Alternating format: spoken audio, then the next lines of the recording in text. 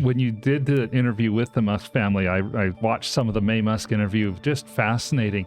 Was it truly just a coincidence, or had you had some clue ahead of time that they might be there on the top, Yes, on that roof? I had a clue, but only the day before.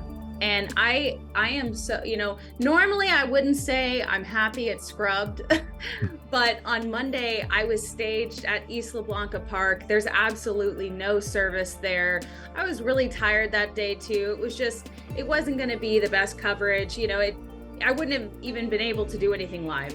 And so it scrubbed, and like the day before the second attempt, I got an email from someone working with NASA, not NASA spaceflight, but actual NASA. He had these really high-powered MX-25 cameras, and he was like, "Hey, I wanted to invite you to a pretty premier viewing location here on the rooftop.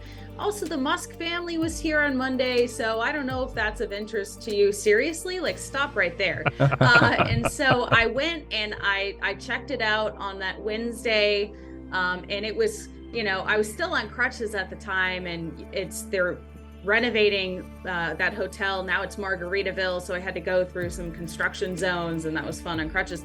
But I was like, this is better. I'll have service.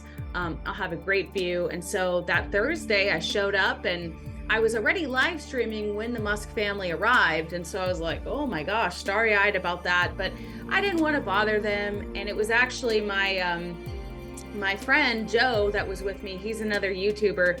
He just walked over to Maye and he's like, "Hey, Ellie in Space is over there live streaming. Would you mind doing an interview?" And she agreed.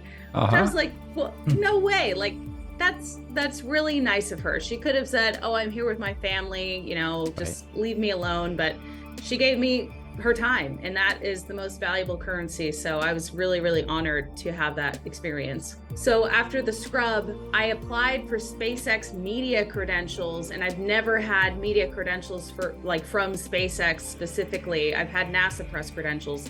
I applied just for the heck of it.